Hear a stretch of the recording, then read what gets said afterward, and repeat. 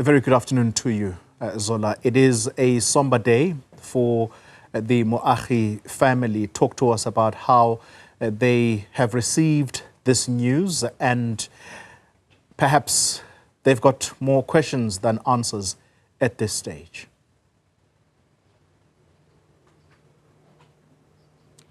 Well, yes, indeed, Xoli, you would understand that we are talking about a family that was expecting to see their son after a year of not being able to see him. He has been described as a breadwinner of the family, a very humble man who was nicknamed Moruti because of how he was as an individual. Earlier on, the mother told us that she last spoke with him on the 24th, and that is because of a project that they are doing at home. So this is a person that was looking forward to coming home, as according to the uncle, he was planning on marrying his longtime girlfriend, and unfortunately that did not happen.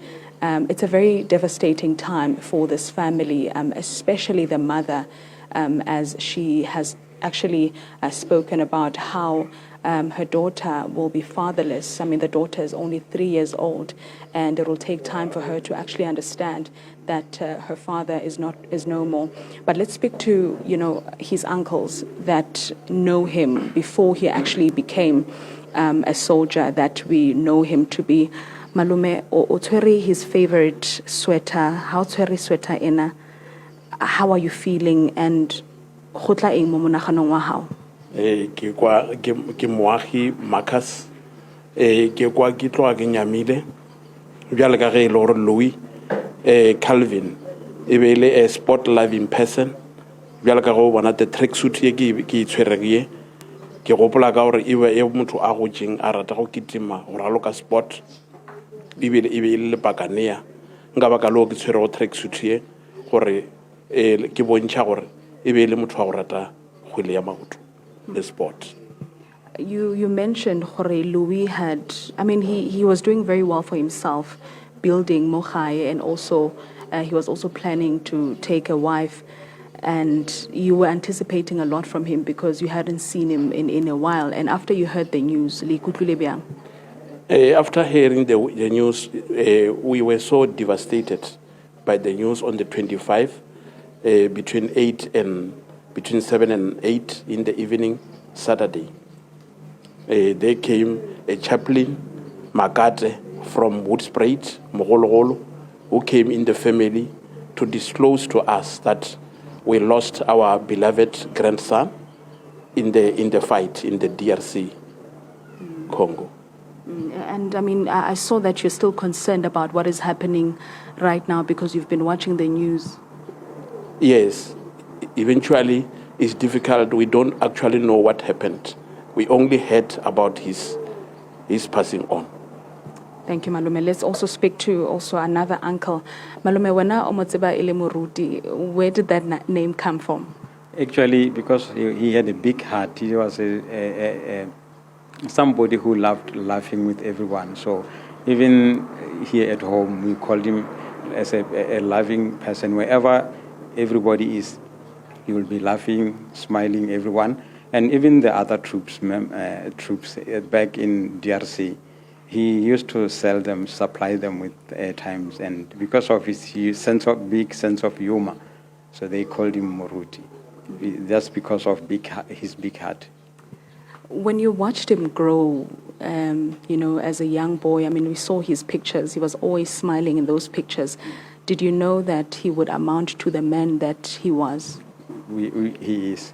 He has always been like that. Since from a very young age, he always has had a big sense of humor. Very responsible. From a very young age, he used to hunt in the mountains. He would go alone in the mountains with his dogs, come back with perhaps a warthog or something, and not knowing how he killed by himself. And then we could see that this man he's got a way, of doing his own things. So we expected a lot from him. Yes. Speaking about expecting a lot, there's no doubt that the family has lost a lot, considering the fact that he was making big moves here at home. I can imagine how life is going to be moving forward. It's going to be very, very difficult, especially because for his mom, she's not working, and his two twin brother and a sister, the youngest siblings, they also looked up to him, looking after them, and the other one has just passed grade 12, and this other one is doing grade 12 this year. So it's going to be a very difficult journey for them, yes, and for everyone as well, because we always looked up, for him to come back home. All his holidays, whenever he's off, he will take a trip home because that's where he belonged. That's where, he got his love, because he knows that the family back home is waiting for him. Now, Malume, ever since this incident happened, this tragedy, is there any official that's speaking to the family, updating you as to what's going to happen? Yes, I last spoke to them yesterday around 4 in the afternoon, that they're still waiting to hear from the DRC personnel, that side of National Defense Force personnel, and they will get back to us. But so far, since the morning, we haven't heard anything as yet. Thank you very much, Bo Malume, for your time. Xoli, these are uncles to Louis, people that know him. When he was still a young boy, you have heard them describe him as a humble little boy that had the biggest smile. As a result, he was nicknamed Moruti, a breadwinner, the sole provider of his family. This is such a great loss for the Moagi family, especially the mother, who, at this particular moment has to, look after the daughter to the slain soldier. It's really tragic. We are seeing people come into the family to offer their condolences, and the uncle has mentioned that he's been in constant communication with officials as to what is going to happen. So as it stands, the family is in limbo, and they don't know when the bodies, or rather the body of their son, will return to South Africa. Back to you in studio. Thank you very much, Zola Sholwana. A very tragic story indeed. And it is so tragic, this story, that you imagine the plans that were there for this family.